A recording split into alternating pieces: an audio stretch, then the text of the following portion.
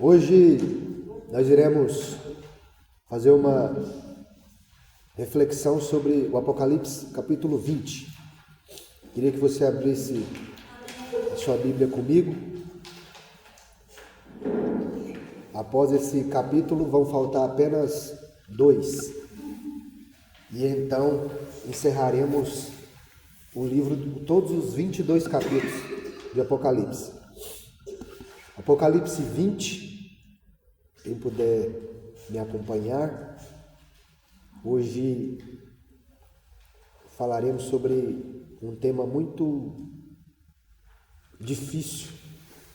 Muitas interpretações existem sobre este capítulo, muitas visões, mas ante as visões que existem, sabemos por esse capítulo que o mal ele é derrotado definitivamente. Apocalipse capítulo 20 diz o seguinte: Então vi descer do céu um anjo que tinha na mão a chave do abismo e uma grande corrente. Ele segurou o dragão, a antiga serpente, que é o diabo e Satanás, e o prendeu por 1000 anos. Lançou-o no abismo, fechou-o e pôs selo sobre ele, para que não mais enganasse as nações até que se completarem os 1000 anos.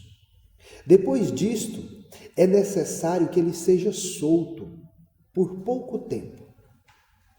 Vi também tronos, e nestes sentaram-se aqueles aos quais fora dada a autoridade de julgar. E vi ainda as almas dos decapitados por causa do testemunho de Jesus, bem como por causa da palavra de Deus, tantos quantos não adoraram a besta e nem tampouco a sua imagem, e não receberam a marca na fronte e na mão, e viveram e reinaram com Cristo durante 1000 anos. Os restantes dos mortos não reviveram até que se completasse os 1000 anos. Esta é a primeira ressurreição. Bem-aventurado e santo é aquele que tem parte na primeira ressurreição. Sobre estes, a segunda morte não tem autoridade. Pelo contrário, serão sacerdotes de Deus e de Cristo e reinarão com ele os 1000 anos. Quando, porém, se completarem os 1000 anos, Satanás será solto da sua prisão e sairá a seduzir as nações que há nos 4 cantos da terra, Gog e Magog, a fim de reuni-los para a peleja. O número desses é como a areia do mar. Marcharam então pela superfície da terra e sitiaram o acampamento dos santos e a cidade querida. Desceu, porém, fogo do céu e os consumiu. O diabo, o sedutor deles, foi lançado para dentro do lago de fogo e enxofre, onde já se encontram não só a besta, como também o falso profeta. E serão atormentados dia e noite, pelos séculos dos séculos. Vi um grande trono branco, e aquele que nele se assenta, de cuja presença fugiram a terra e o céu, e não se achou lugar para eles. Vi também os mortos, os grandes, os pequenos, posto em pé diante do trono. Então se abriram os livros. Ainda outro livro, o livro da vida, foi aberto. E os mortos foram julgados segundo as suas obras, conforme os que se achava escrito nos livros. Deu o mar os mortos que nele estavam, a morte e o além entregaram os mortos que neles havia, e foram julgados um por um, segundo as suas obras. Então a morte e o inferno foram lançados para dentro do lago de fogo. Esta é a segunda morte, o lago de fogo. E se alguém não foi achado escrito no livro da vida, esse foi lançado para dentro do lago de fogo. Amém? Amém. Escola Bíblica Dominical. Hoje são 19/7 e a frase do dia é: se quisermos depender da oração em tempos difíceis, precisamos ser pessoas de oração antes da crise chegar. Essa é uma frase do doutor Billy Graham, E hoje nós falaremos sobre o último ciclo, o 7º ciclo que narra o Apocalipse. Nós temos meditado durante esses meses sobre todo o capítulo e como nós temos defendido aqui a visão amilenista de que o Apocalipse é totalmente simbólico e que o livro ele é dividido em 7 sessões, e essas 7 sessões elas contam a mesma história, desde a primeira até a segunda vinda de Cristo, E aqui nós daremos início ao 7º ciclo, a última sessão. No capítulo 19, nós vimos que houve uma festa no céu, porque Deus ele julgou a grande meretriz, ele julgou o falso profeta, e Jesus volta na forma de um cavaleiro montado em um cavalo branco. Ele tinha uma capa que era salpicada, tinha pingos de sangue, ele tinha olhos como chamas de fogo, a sua cabeça possuía muitas diademas. Ele tinha um nome na sua perna, na sua coxa, que era escrito Rei dos Reis, Senhor dos Senhores, e ele venceu no capítulo 19, junto com a igreja que o acompanhava, ele venceu as forças das trevas, e só que o diabo ficou para trás. No capítulo 19, o dragão ele não foi vencido, e então o capítulo 20 então vai narrar a destruição final do diabo. E nós estamos diante de um capítulo que divide muitas opiniões diante da cristandade, porque somente em Apocalipse 20 aparece a frase ou a palavra o milênio. Em todos os 66 livros, os 65 livros para trás que existe na Bíblia, antes do Apocalipse, nós não vamos encontrar essa referência ao milênio. Somente o nome milênio é somente em Apocalipse 20. O que seria um milênio? Milênio seria um tempo de 1000 anos ou 10 séculos.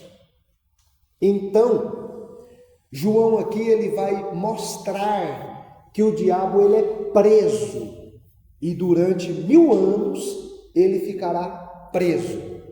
E eu queria que você observasse que o capítulo também ele vai falar de um milênio, de 1000 anos, ele vai falar de ressurreição, ele vai falar da destruição final do dragão, e ele vai falar do juízo de Deus.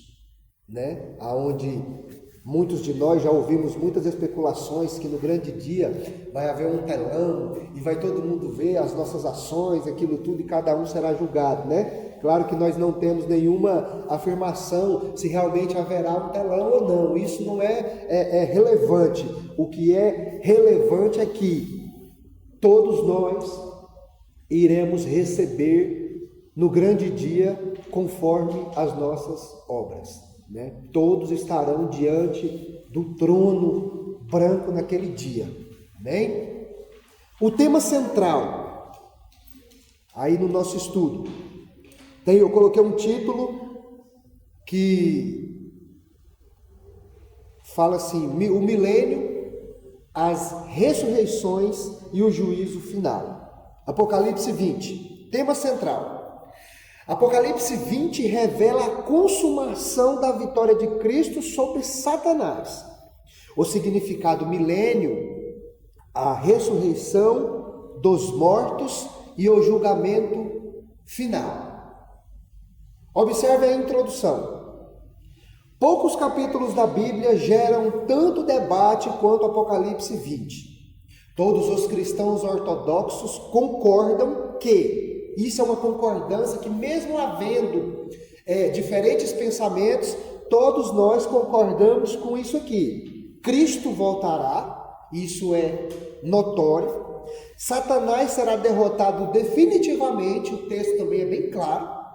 Haverá ressurreição dos mortos, haverá o juízo final e haverá condenação eterna para os ímpios e a vida eterna para os salvos. Isso não tem o que discutir, né? Isso é bem claro no texto. Aí mais à frente diz o seguinte: as divergências estão na interpretação do milênio e a primeira ressurreição. Então, o conflito de pensamento começa aqui. Olha só, primeiro, a prisão de Satanás. Apocalipse 21, de 1 a 3. Vamos ler. Apocalipse 20, de 1 a 3. Então vi descer do céu um anjo, que tinha na mão a chave do abismo e uma grande corrente, e segurou o dragão, a antiga serpente, que é o diabo e Satanás, e o prendeu por 1000 anos, e lançou no abismo, e fechou, e pôs selo sobre ele, para que não mais enganasse as nações, até que se completasse os 1000 anos. Depois disto, é necessário que ele seja solto por pouco tempo. Olha só, o propósito, as observações expositivas aí que tem nesses versículos. João, ele vê um anjo enviado por Deus para prender o diabo. A expressão 1000 anos aparece 6 vezes nesse capítulo. O propósito que o diabo ele é preso é dito no final do verso 3, na parte B, para que não mais enganasse as nações. O diabo hoje, ele é um sedutor. O diabo, ele não nos obriga a nada. O diabo, ele apenas seduz, ele engana.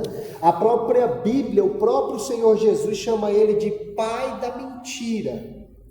Ou seja, o diabo, ele não é a causa de nós pecarmos. Nós não pecamos porque o diabo é o culpado.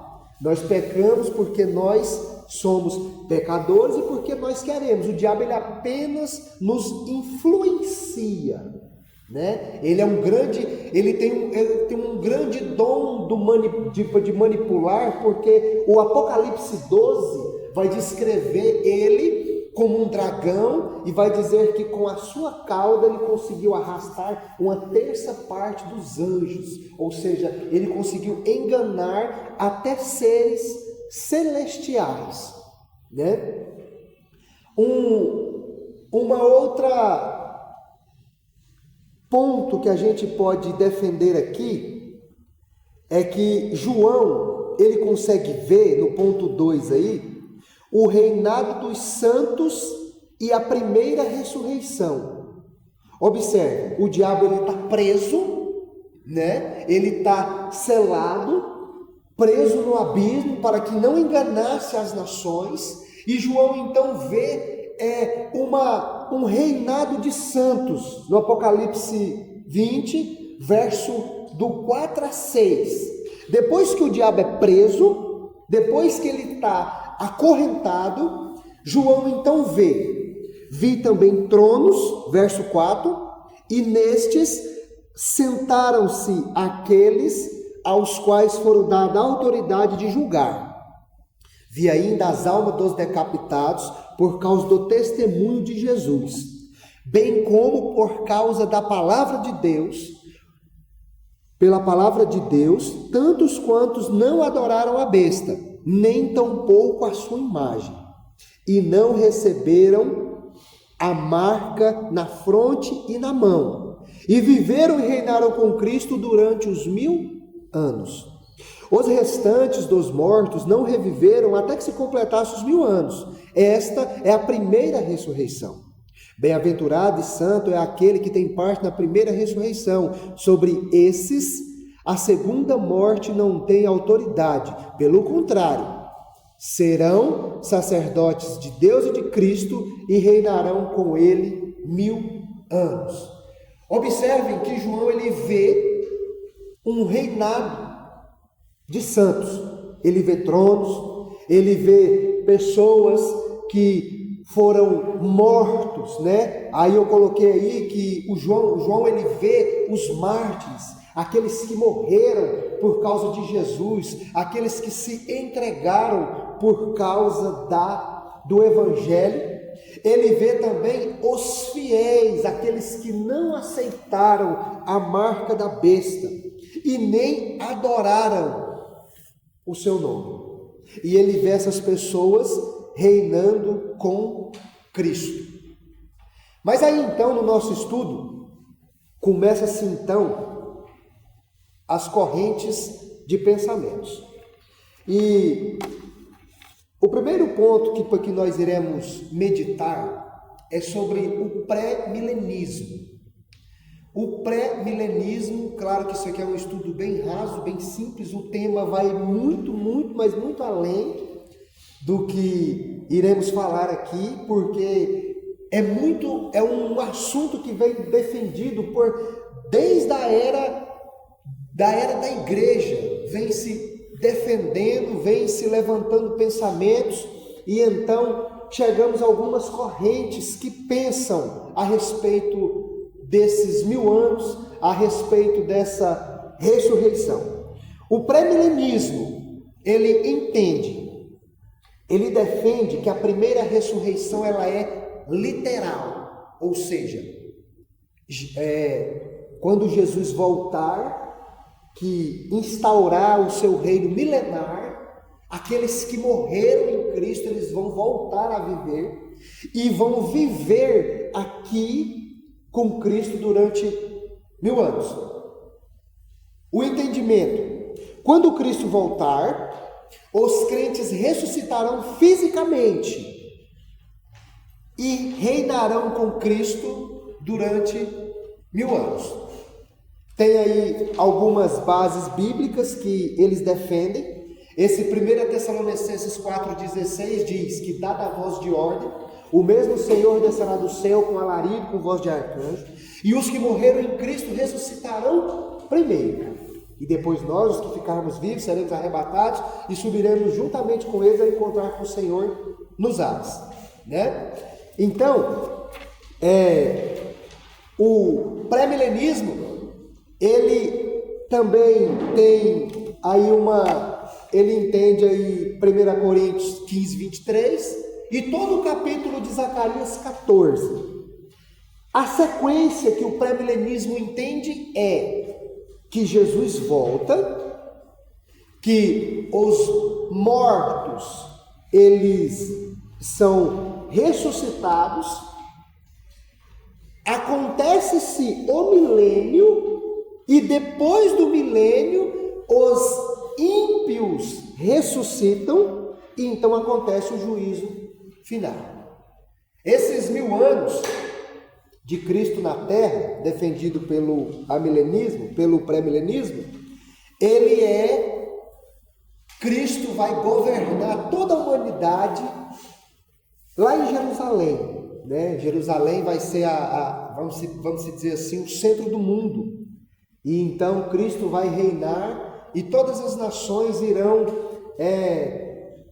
adorá-lo lá em Jerusalém, né? Essa é mais ou menos a base que o pré-milenismo ele entende, que Cristo volta, que os salvos ressuscitam, que acontece então o milênio, depois do milênio os ímpios ressuscitam e então acontece o juízo final, né?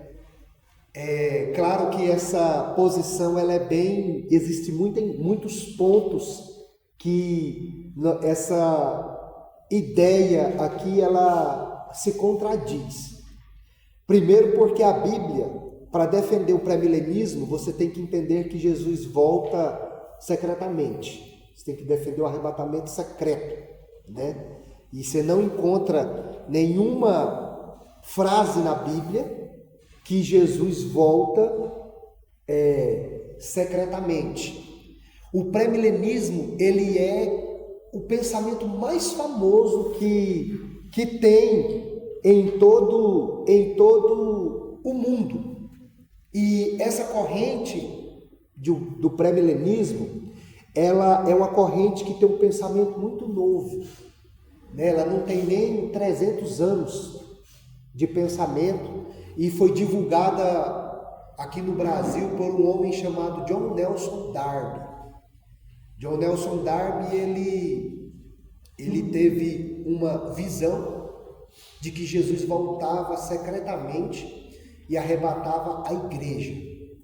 E depois que ele começou a divulgar isso, também foi lançada uma Bíblia, chamada Bíblia de Scofield, que então defendia o arrebatamento secreto, defendia o milênio literal, e então, depois disso, lançaram-se até filmes. Existe um filme chamado Deixados para Trás. É um filme que divulgou aí o mundo, divulgou essa ideia pelo mundo inteiro. Se você for na maioria ou quase todas Assembleias de Deus, hoje melhoraram muito seu pensamento, mas eles vão defender que Jesus volta secretamente, arrebata a igreja, que depois Jesus vai voltar e então se instaura o reino milenar. E existem muitas contradições dizer que o milênio será aqui na terra, porque Jesus disse em diversas frases que o seu reino não era neste mundo. Jesus foi preso diante de Pilatos, diante dos seus acusadores, disse que o seu reino não era neste mundo, né? Então, aqui é muito importante que você estude mais para você chegar à sua conclusão, porque o pré-milenismo você vai encontrar muitas divergências. Imagina, aqueles que morreram em Cristo, se nós vamos ressuscitar, defender essa ideia, nós iremos ser como Jesus né? Jesus, quando ele ressuscitou num corpo glorificado, né? A Bíblia diz que ele atravessava as paredes, que ele estava aqui e aparecia 20, 30 quilômetros lá na frente, né? Aí imagina nós com o corpo glorificado dirigindo um carro. Imagina nós levamos a nossa vida normal com o corpo glorificado. Não é parece assim uma ficção científica, né? Uma história de Harry Potter, né? Parece assim uma coisa assim meio que... É muito uma ficção, né? Muito científica, né? Então, esse pensamento pré-milenismo, ele não é confiável, né? Até mesmo porque se você for pegar todos os evangelhos, todo o Novo Testamento para trás, não tem nada escrito o reinado de Cristo durante 1000 anos. Pedro não falou isso, Paulo não falou isso, na Reforma, Lutero não falou isso, João Calvino não entendia assim. Então, essa corrente, por mais forte que ela seja no meio cristão, ela não é uma corrente confiável. E o 2, o amilenismo. O amilenismo é a visão que nós, pelo menos eu, tenho defendido até então.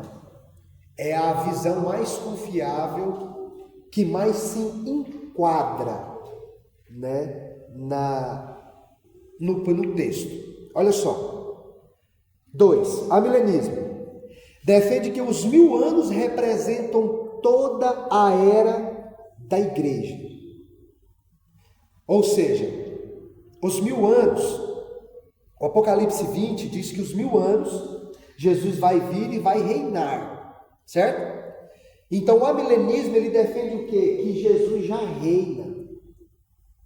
Jesus, ele já está assentado no trono de Davi, só que não na terra, no céu. A palavra trono em Apocalipse aparece 46 vezes.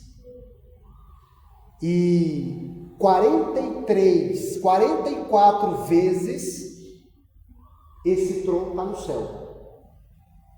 E 2 vezes está na terra. 2 ou 3 vezes está na terra.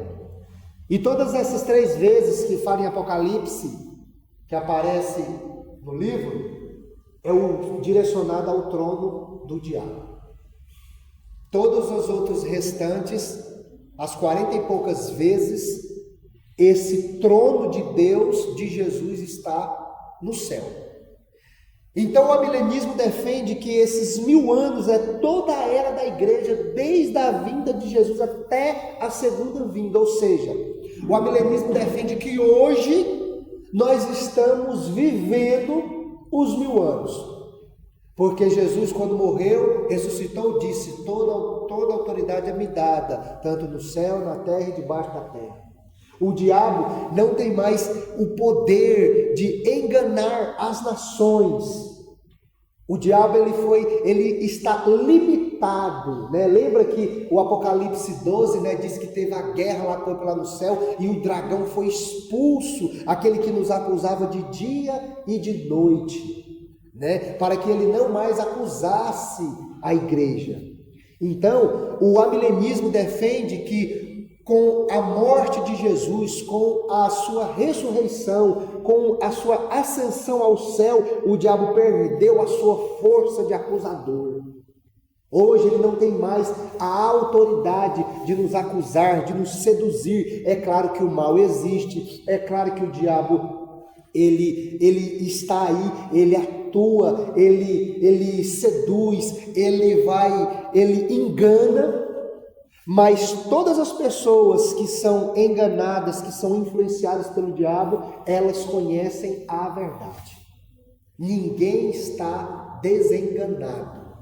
Essa é a visão de que o amilenismo defende, que com a morte de Jesus, com a ressurreição, o diabo perdeu a sua força de poder enganar as nações, né? Paulo vai dizer lá em acho que é Colossenses, vai dizer que ele pegou todo o escrito de dívida que nós tínhamos e cravou na cruz e expôs todos os demônios, né, à vergonha, né? Então o amilenismo ele defende isso, que os 1000 anos são o período da igreja que ele é vivido hoje. Jesus não vai construir um templo lá em Jerusalém, Jesus não vai assentar fisicamente lá em Jerusalém. O seu reinado não é terreno, o seu reinado é celestial. Jesus já reina hoje, ele já se assenta hoje no trono de Davi.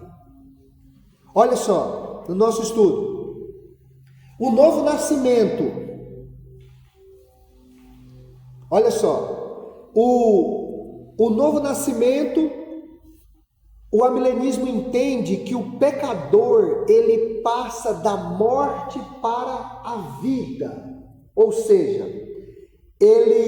o amilenismo entende que a primeira ressurreição, ela não é física, mas que o pecador, ele nasce novamente, ele aceita Jesus e é regenerado, igual 2 Coríntios 5,17 diz: agora que eu estou em Cristo, o que era velho se torna passado e tudo se faz novo. Essa é a visão de que o amilenismo entende. Enquanto o pré-milenismo entende que as pessoas vão ressuscitar fisicamente, o amilenismo entende que a primeira ressurreição é o pecador que nasce novamente.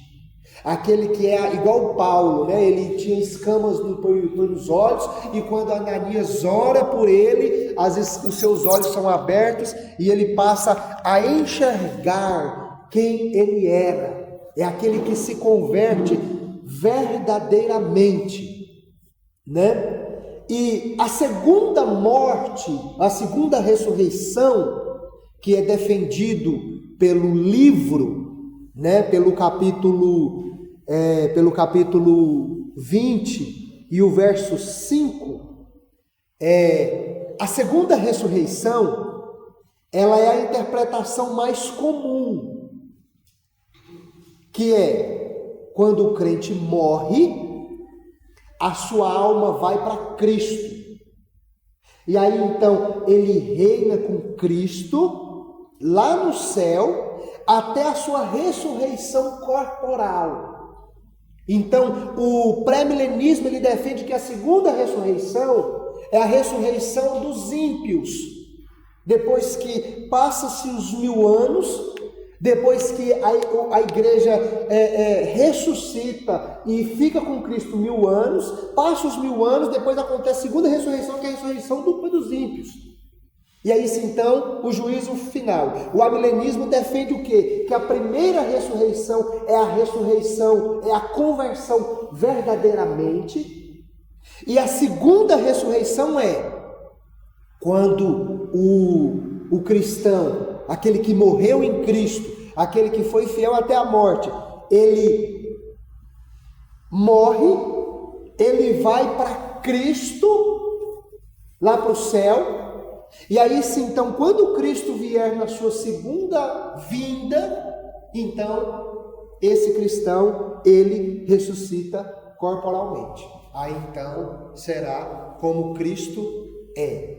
Essa é a visão mais confiável no meu ponto de vista, para você poder entender esse milênio, né? Porque é como a gente acabou de falar, fica parecendo é muito contraditório o pensamento do pré-milenismo. E temos também o pós-milenismo. Pós-milenismo, semelhante ao amilenismo quanto à ressurreição, entende a primeira ressurreição como regeneração espiritual ou glorificação da alma no céu. O diferencial é que espera uma expansão mundial do evangelho antes da volta de Cristo. Então o pré-milenismo, o pós, ele entende basicamente igual ao amilenismo. Porém, ele acha que o evangelho vai mudar o mundo. Vai haver uma época, uma era de que o evangelho vai ser expandido e vai haver uma conversão mundial, né? E também é contraditório às escrituras, porque Jesus disse: porventura, quando o Filho do Homem vier, achará fé na terra? Paulo disse que nos últimos tempos muitos se apostatarão da fé, seguirão doutrinas de demônios, terão comichão pelos ouvidos, não suportarão a sã doutrina. Então, dá-se a entender de que Jesus volta em um tempo de esfrieza espiritual total, né? Então, é preciso colocar muito à prova tanto o pré quanto o pós. Amém? Ponto 3, o significado dos 1000 anos. Olha só, a interpretação pré-milenista diz que os 1000 anos são literais. As características: Cristo reina na terra, Satanás é preso fisicamente e Israel possui um papel importante e uma paz universal no tempo do reinado de Cristo. Outro ponto também que nós temos que entender é o seguinte: que o diabo ele é espírito. Como se prendeu o diabo literalmente, se ele é espírito, né? Claro que para Deus nada é impossível, mas usando o pensamento humano, como entender que o espírito vai ser preso com correntes, porque o texto, o verso 1, 2 e 3 fala que o anjo tinha correntes mesmo, e prendeu, e pôs-se um selo ainda. O pré-milenismo também entende que Israel é a chave do mundo. Que para Deus concluir, o pré-milenismo ele faz uma diferença entre a igreja e o povo de Israel. Por exemplo, os 144 mil que é dito no capítulo 7 de Apocalipse. O pré-milenismo entende que aqueles 144 mil são 144 mil judeus que vão se converter na grande tribulação, de que a igreja não está aqui, não estará aqui. São 144 mil homens que nunca se contaminaram com mulheres e que seguem o Cordeiro para onde quer que ele vá. E aí sim, então, existe uma contradição nesse pensamento.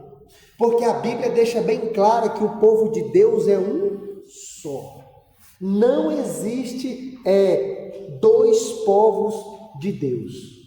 E aí quando você se pergunta, esses 144 mil então são a igreja. O pós-milenismo defende que não. Defende que os 144 mil não são a igreja, mas porém são salvos. E aí então se começa a contradição. Porque Paulo diz que não existe judeu, não existe grego, não existe gentil. Todos nós somos o povo de Deus. A própria Bíblia é bem clara e diz que Deus não faz acepção de pessoas, né? Eu coloquei alguns textos relacionados, né? A interpretação amilenista sobre os 1000 anos. Observe, o amilenismo defende que os 1000 anos são simbólicos. Representa o período entre a primeira e a segunda vinda de Cristo. Os argumentos são: o Apocalipse utiliza números simbolicamente. Nós vemos a repetição em todo o livro do Apocalipse, nós vimos a semelhança com o número 7. Nós vimos as 7 igrejas, nós vimos os 7 selos, nós vimos as 7 trombetas, nós vimos o número 144 mil, que assim 1000 representaria a plenitude, né? Então, nós vimos também no Apocalipse o número 3. Nós vimos no Apocalipse toda uma simbologia que o amilenismo entende que isso tudo é simbólico. Já imaginou um dragão de 7 cabeças aqui na terra?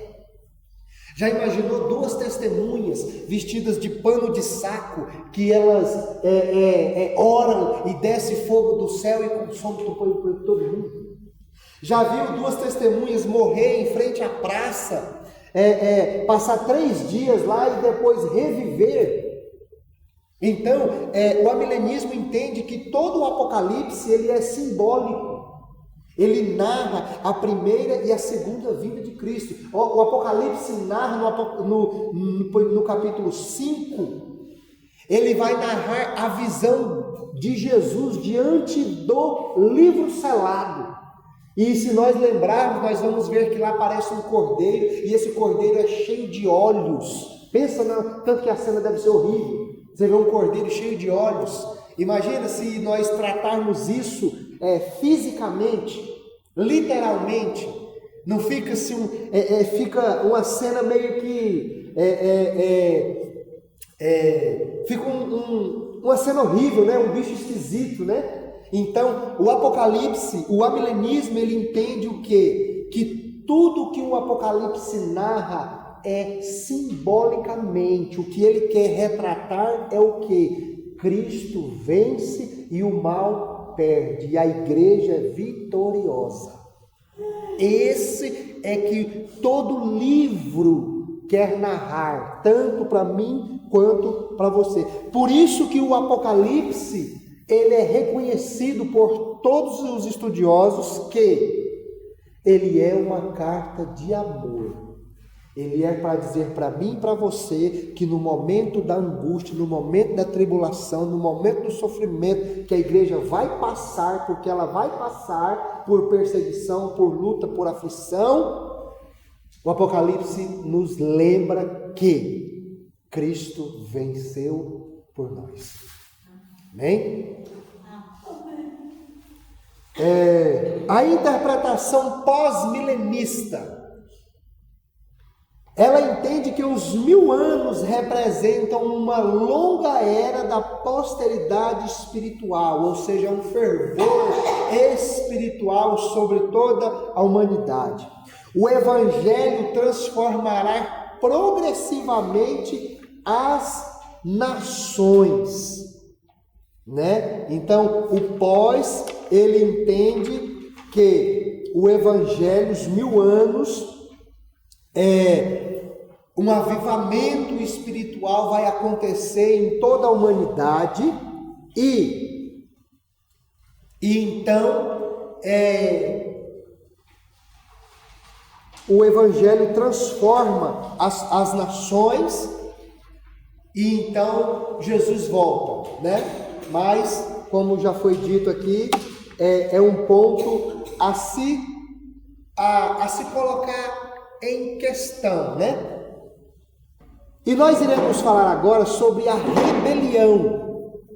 Jesus, até então, nós temos falado que o diabo, ele está preso, no sentido de que ele perdeu a sua força, que ele não consegue enganar mais as nações. Nós temos falado que essa ressurreição a primeira ressurreição, defender que o ser humano nasce novamente, se converte verdadeiramente. E agora no versículo 7, nós vamos ver que o diabo, ele vai ser solto e vai ser destruído. Leiam comigo Apocalipse 20, verso de número 7 a 10. Diz o seguinte: quando, porém, se completarem os 1000 anos, Satanás será solto da sua prisão e sairá a seduzir as nações que há nos 4 cantos da terra, Gog e Magog, a fim de reuni-los para a peleja. O número dessas é como a areia do mar. Marcharam então pela superfície da terra, sitiaram o acampamento dos santos e a cidade querida. Desceu, porém, fogo do céu e os consumiu. O diabo, o sedutor deles, foi lançado para dentro do lago de fogo e enxofre, onde se encontrarão não só a besta, como também o falso profeta, e serão atormentados de dia e de noite pelos séculos dos séculos. Então, observe, no nosso estudo, a última rebelião, está aí o item 4, a última rebelião. Satanás, ele reúne Gog e Magog. Isso é uma referência a um grande inimigo de Deus. Eram cidades que eram inimigas de Deus. A gente vai encontrar essa passagem lá em Ezequiel 38 e 39, né? E o resultado, olha só, o diabo, ele reúne. Olha só, quando completar o quê? Os 1000 anos. O amilenismo depois defende que os 1000 anos, como eu já falei, é a era da igreja, é a época que o evangelho está avançando, é a época que a igreja está levando o evangelho em todo o mundo. E quando então se completar a última pessoa que deve ser salva, se encerra-se então os 1000 anos. Aí Jesus volta. O próprio Jesus disse em Mateus 24, disse que importa que o evangelho seja anunciado em todas as nações e depois virá o fim. Então o amilenismo defende o quê? Que esses 1000 anos é o período que o evangelho está avançando. E depois que completar-se esses 1000 anos, que é simbólico, o diabo então, ele vai reunir todas as forças das nações contra Deus. E então João ele usa aqui a expressão Gog e Magog, e aqui ele descreve um exército, que é um exército muito grande, que ele coloca até uma expressão que a quantidade deles é como se fosse a areia do mar, e eles se levantam contra Cristo. Nós vimos isso no Apocalipse 19, que todos estavam em pé para fazer luta contra aquele que estava sentado no cavalo branco. Observe no nosso estudo o resultado aí. O resultado é: desceu, porém, fogo do céu e os consumiu. Nós podemos entender também que a derrota é instantânea. Claro que lutar contra Deus não é luta, é um genocídio, né? Não existe luta contra Deus, né? Deus, ele é invencível. Olha só, o destino final de Satanás, ele foi lançado dentro do lago de fogo. E aqui uma grande, importante coisa que nós precisamos entender. João, ele nos mostra aqui nesse capítulo que existe algo pior do que o inferno. A gente sempre ouviu falar a palavra inferno. A palavra inferno, ela no grego, ela quer dizer lugar de tormento, né? Você encontra expressões na Bíblia para descrever o inferno como um lugar de tormento. A melhor passagem para poder descrever o inferno é a passagem do rico e do Lázaro. O rico lá no Hades, lá no inferno, em tormentos, ele queria que Lázaro molhasse a ponta do seu dedo, porque ele não aguentava mais aquele tormento eterno. Mas observe que João aqui diz no verso 10 que o diabo, ele se levantou junto com Gog e Magog para pelejar contra Deus, contra Cristo, mas ele perde e ele é lançado dentro do lago de fogo e enxofre. Por que João usa a expressão lago de fogo e enxofre? João usa o pior método de morrer que tinha naquela época. Imagina um caldeirão cheio de fogo, né? Como se fosse lava. Você joga a pessoa ali dentro. João usa a expressão enxofre. Enxofre, ele é um componente químico do ácido. Ou seja, era meios de morrer que era horrível. Então, João aqui mostra que o diabo, ele será atormentado no final do verso 10. Não só o diabo, mas também a besta e o falso profeta, que foram os seus aliados para poder enganar as nações. E ele encerra o verso 10 dizendo que serão atormentados pelos séculos dos séculos, né? Aqui é uma demonstração, não tem o que discutir aqui o diabo é derrotado para sempre, né? O Apocalipse 12, encerra-se o Apocalipse 12 dizendo: ai da terra e ai do mar, porque o diabo desceu com grande cólera sobre eles, porque sabe que pouco tempo lhe resta. O diabo sabe que isso aqui espera ele, né? Então, aqui mostra no verso 7 a 10 o tormento eterno e a destruição final do diabo. Amém?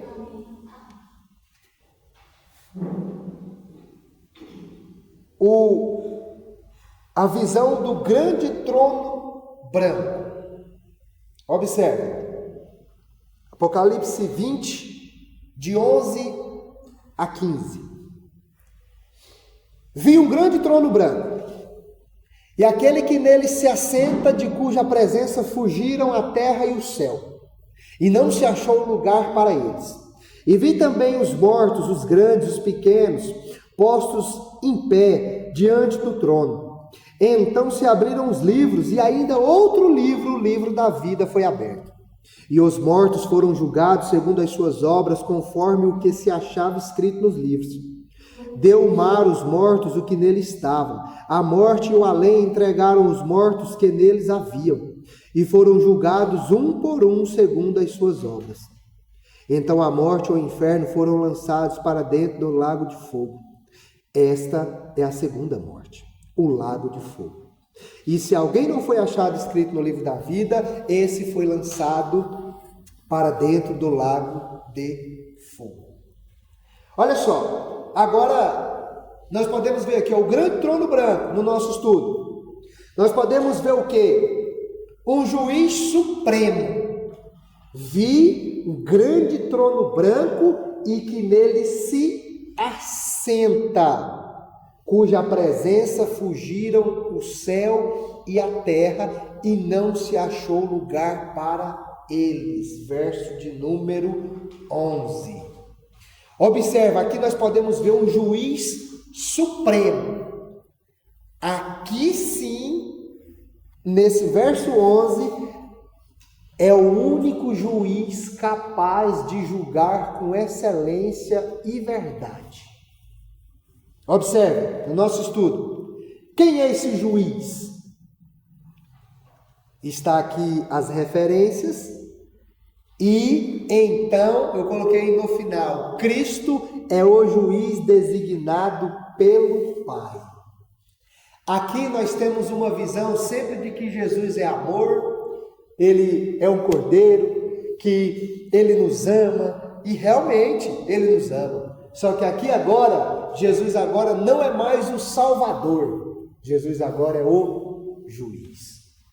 E Ele vai agora julgar, todo o ser humano. Observe, a ressurreição é geral. Os mortos, os grandes, os pequenos, postos em pé diante do trono. Observe o verso 12. Vi também os mortos, os grandes e os pequenos, postos em pé diante do trono. Então se abriram-se os livros, e ainda outro livro, o livro da vida. Aqui João está mostrando que toda alma, todo ser vivente, independente de quem ele foi nessa vida, independente de posição social, de poder aquisitivo, financeiro, se ele era pobre, se ele era mendigo, se ele era o homem mais rico do mundo ou não, nesse dia aqui todos estarão diante do trono branco. Não tem como fugir. Não tem como faltar naquela audiência. Não tem como você faltar nesse júri aqui. Todos nós estaremos lá. E o interessante é que ele encerra o verso 12 dizendo que abriram-se os livros e ainda o livro da vida foi aberto. Observe o que o pré-milenismo entende sobre essa sessão aqui. O pré-milenismo ela enxerga aqui que apenas os ímpios vão estar aqui, nessa passagem. Os justos já teriam ressuscitado 1000 anos antes. Então eles não estariam aqui diante desse evento aí do verso 12. Claro que também é uma contradição. Por quê? Porque o verso 12 vai dizer que se abriram, vai dizer que foram postos em pé e se abriram os livros, e abriu outro livro, o livro da vida. A gente fala muito sobre o livro da vida, mas também a Bíblia nos ensina, baseado nessa passagem, que Deus tem um livro de ações. Um livro que conta toda a nossa história, tudo o que nós estamos fazendo. Esse momento aqui que nós estamos nos reunidos está sendo anotado lá agora. Deus deve ter um anjo escrivão, que deve ser um super escrivão, que deve anotar não só os nossos fatos, mas de todos os 7 bilhões de pessoas que tem em toda a humanidade. E então, é um livro de ações que anota tudo que nós temos feito. Aquilo, todas as vezes que nós pecamos, as escondidas, aonde ninguém nunca viu, aonde o pai não viu, a mãe não viu, o filho não viu, o pastor não viu, a igreja não viu, mas Deus viu. E está anotado lá. Né? Então, por isso, quando chegar naquele grande dia, aqueles que serão condenados, não vai ter como dizer assim: eu não estava lá. Isso é mentira. Não foi sem querer. A culpa foi da minha mãe. A culpa foi do fulano, foi do ciclano. Esse aqui é o único tribunal que julga fórum íntimo. Julgar o fórum íntimo é julgar o coração. O tribunal da terra, ele julga ações. Você pega um cara que matou alguém, por exemplo, ele pode até se arrepender lá na hora, mas ele vai ser condenado. Por quê? Por causa das suas ações. Ele matou alguém. Agora, o tribunal de Deus, não, ele julga fórum íntimo. Ele julga o coração, né? Observe, o pré-milenismo, ele entende que apenas os ímpios estarão aqui e os justos já teriam ressuscitado 1000 anos antes.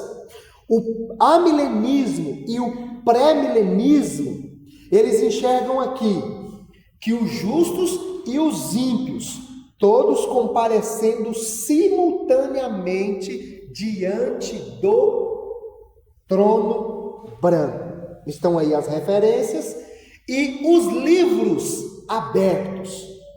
O livro de obras significa o quê? Que Deus julga perfeitamente. Ninguém nesse dia do juízo final vai ser julgado erradamente. Já viu aqueles casos que acontecem? Pessoas aí que pegam 20, 30 anos, foram condenadas injustamente, e aí depois que entra lá na prisão, é aquela briga toda para poder sair. Às vezes quando sai 10, 20 anos depois, a justiça vai avaliar, vai julgar e vai ver, não, esse homem foi condenado erradamente, mas o cara perdeu já a vida dele já lá na cadeia. Aqui não, o juízo de Deus aqui será perfeitamente. Apocalipse 22, 12, eis que venho sem demora para dar a cada um segundo as suas obras. Cada um aqui no dia do juízo final vai receber perfeitamente. Ninguém vai receber a mais e ninguém vai receber a menos. E ninguém vai receber a culpa que era do outro. Cada um vai receber a sua conforme as suas ações. Uma coisa também porque nós temos que entender sobre o juízo final, que a gente tem uma ideia de que ele é apenas um lugar de tormento, parece que vai mostrar só pecado, só coisas erradas. Não.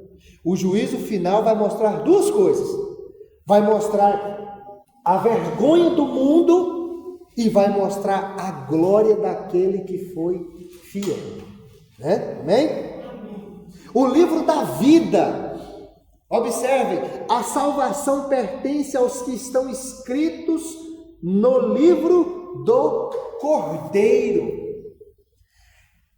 Deus tem um livro de ações que anota todas as nossas ações, mas Deus também tem um livro da vida.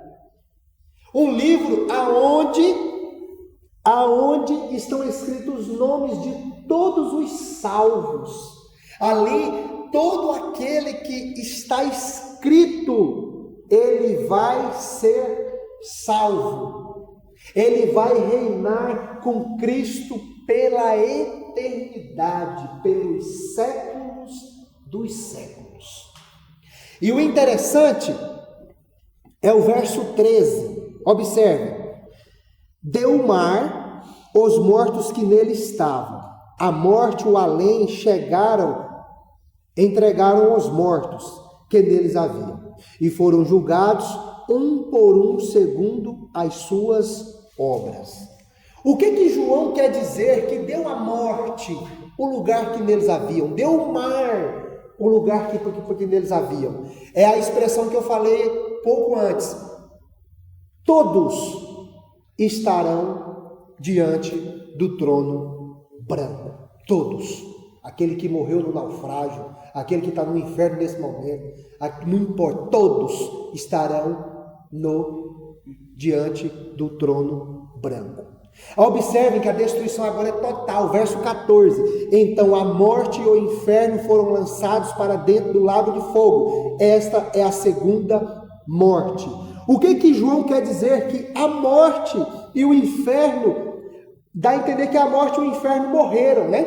Mas observem que João quer mostrar o seguinte: já não haverá mais morte. Ninguém mais vai morrer depois que passar o juízo final. Não vai mais existir lugar de tormento, acabou-se o inferno. Só que eles serão lançados no lago de fogo. Esta é a segunda morte, né? E ele encerra o verso 15 dizendo: se alguém não foi achado escrito no livro da vida, esse foi lançado para dentro do lago de fogo. Então observem que não é só um livro de ações que é o chocante na história. O chocante na história é saber se o meu nome, saber se o seu nome está escrito no livro da vida. Esse que é o importante. Porque o livro de ações vai falar as nossas ações, os nossos erros, os nossos acertos, as nossas falhas, aquilo que nós fizemos com amor, aquilo que nós fizemos com ódio. Mas o importante é se o nosso nome está escrito no livro da vida. Amém? Amém. Eu coloquei aí uma tabela que é uma comparação entre as correntes pré-milenismo, o amilenismo e o pós-milenismo. Observe a questão, o milênio na nossa tabela. O pré-milenismo entende que o milênio é um futuro literal. O amilenismo entende que o milênio é presente e simbólico. O pós-milenismo, ele entende que o milênio é um futuro, é lá no futuro e ele é simbólico. A prisão de Satanás era interpretada pelo pré-milenismo como futura e física, ou seja, o diabo vai ser preso mesmo fisicamente. O amilenismo defende que a prisão de Satanás, ele está preso agora, nesse momento. Ele não pode mais seduzir, não pode mais enganar as nações. E o pós-milenismo também enxerga da mesma forma. Sobre a ressurreição, o pré-milenismo entende que ela é física. Pessoas realmente vão voltar a viver e reinarão com Cristo 1000 anos. O amilenismo e o pós-milenismo entendem que essa ressurreição ela é espiritual. Sobre a volta de Cristo, o pré-milenismo defende que ele vem antes do milênio, antes da grande tribulação, secretamente. O amilenismo defende que a volta de Cristo é depois da era da igreja. E o pós-milenismo defende que a volta de Cristo é depois dos 1000 anos. Sobre a ressurreição dos ímpios, o pré-milenismo defende que é após o milênio. O amilenismo defende que é depois da era da igreja, depois que a igreja anuncia o evangelho, faz o seu papel aqui na terra, então Jesus volta. Os ímpios são ressuscitados. O pós-milenismo defende que a ressurreição dos ímpios é na volta de Cristo. O entendimento sobre o juízo final. O pré-milenismo entende que o juízo final acontece após o milênio, após os 1000 anos. O amilenismo defende, junto com o pós, que o juízo final acontece na segunda vinda de Cristo. É um evento só. Amém? Amém. As aplicações práticas. Uma coisa que a gente precisa entender.